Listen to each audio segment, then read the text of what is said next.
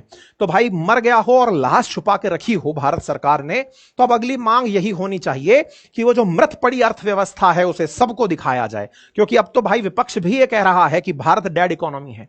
तो भाई साहब मांग होनी चाहिए कि हमारी डेड इकोनॉमी की जो पड़ी हुई लाश है, जो कब्र में बड़ी है, उसे निकाल कर लाया जाए। कहीं छुपा रखा है साहब आपने, हमारी मांग है अब ये। अब ऐसे में वर्ल्ड इकोनॉमी के अगर हिसाब से हम बात करें तो अब देखते हैं डेड कहां है। अब खोदते हैं, कब्र खोदते हैं अपन की, डेड इकोनॉमी कहां है इंडिया की, आइए खोजते हैं। अगर हम वर्ल्ड के अंदर वर्ल्ड इकोनॉमी बाई कंट्रीज के हिसाब से चलते हैं तो इमर्जिंग और डेवलपिंग एशिया के अंदर जो कंट्रीज हैं उनमें चाइना के बाद दूसरे नंबर पर इंडिया आता है। अगर ये डेड होने का प्रमाण है तो भाई साहब इसका मतलब कब्र आपकी अच्छी रही होगी। इसके अलावा अगर हम बात करें वर्ल्ड इकोनॉमिक लीग के अंदर largest economies in world by GDP and share of global economic growth के आधार पर, तो साहब आपके सामने है 30 टॉप इकोनॉमीज की बातें जो जीडीपी नॉमिनल के आधार पर हैं, उसमें इंडिया 5वें नंबर पर खड़ा है। अच्छा साहब, इसके अलावा अगर हम परचेजिंग पावर पैरिटी यानी खरीदने की क्षमता के आधार पर बात करें तो India after Europe, China, US, India number 3 पर खड़ा है। अच्छा साहब, और भी तथ्य देख लेते हैं। अगर लार्जेस्ट इकोनॉमी नॉमिनल जीडीपी के ऊपर अगर हम बात करें, जीडीपी ही है पैमाना नापने का कि अर्थव्यवस्था में क्या चल रहा है, तो यह सच है कि 1980 तक हम मरे ही थे, क्योंकि हम टॉप 20 में कहीं नहीं थे। पर हो सकता है इसे मरना नहीं कहा जाता हो, स्वर्ग में रहना कहा जाता हो, कब्र में नहीं। 1985 में हम टॉप 20 में कहीं नहीं थे, 90 में हम कहीं नहीं थे, 95 में हम कहीं नहीं थे, 20 में भी हम टॉप 20 में कहीं नहीं थे, 2005 में भी हम कहीं नहीं थे, 2010 में हम लोग 10वें पायदान पर थे इकोनॉमी के हिसाब से अगर हम 20 में बात करें। हां, यहां पर हम लोग आना शुरू हो गए थे 15 में, मतलब ये 2000 के अंदर 15वें नंबर पर थे और 17 के ये 95 के अंदर हम 17वें नंबर पर थे। इस तरह से हम लोग उठते हुए जा रहे थे, टॉप 10 में आकर टिके हम 2010 में। 2015 में आकर के हम 10वें नंबर पर ही थे, 2020 में हम आकर के टिके इकोनॉमी में 7वें नंबर पर, 2025 में आकर टिके हम 5वें नंबर पर और 2030 में होंगे हम 3रे नंबर पर। यदि इसे भी डेड होना कहते हैं तो कहेंगे कि मुर्दे उठ खड़े हुए हैं, और ऐसे में यह मुर्दों का उठ खड़ा होना ट्रंप को दिख रहा है।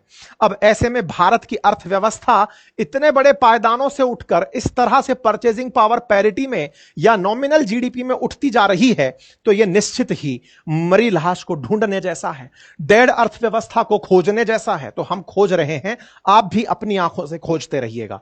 ऐसे में जीडीपी फोरकास्ट की अगर हम बात करें तो भारत चौथी सबसे बड़ी अर्थव्यवस्था होगी according to IMF, according to World Bank. और इंटरेस्टिंग बात बताता हूं मेरे प्यारे साथियों, ना तो आईएमएफ भारत का है ना वर्ल्ड बैंक भारत का है। पता नहीं इनको ऐसा क्यों दिखता है। इससे बड़ी इंटरेस्टिंग बात बताऊं, ये दोनों की दोनों जो बैंक हैं ब्रेटन वुड ट्विंस के नाम से अमेरिका में ही हैं। पता नहीं इनको फिर भी ऐसा क्यों दिख रहा है। हो सकता है ट्रंप से नहीं पूछा होगा कि सर वो आईसीयू में थी, निकाल दी क्या लाश, कुछ इस तरह से हो सकता है।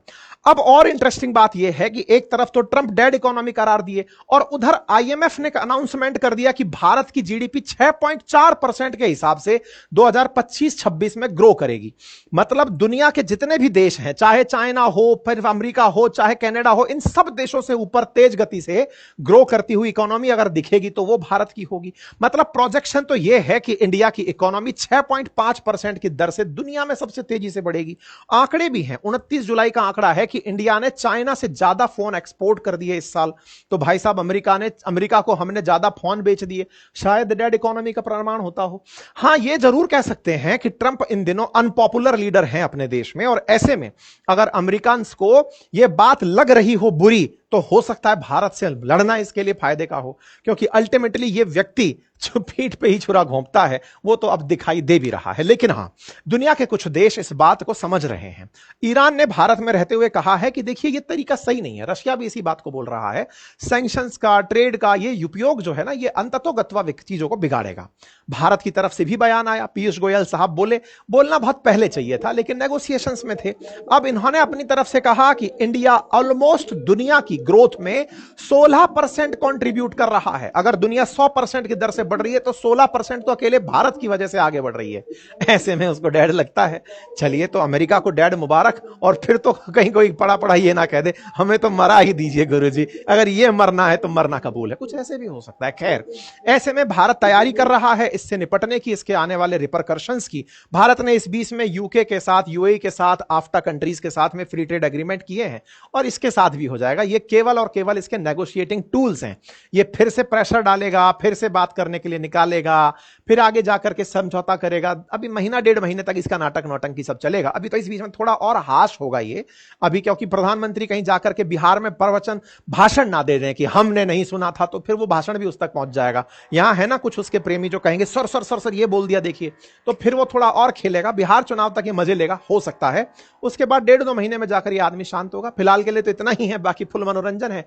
आप लोग बिल्कुल तरीके से काम करिए, और सरकार आपसे भी अनुग्रह है कि इस तरह के लोग अगर आपको ब्लैकमेल करने लग गए तो फिर राष्ट्र के अंदर आपके पीछे इतने सारे लोग क्यों उम्मीदें लगाकर खड़े हैं।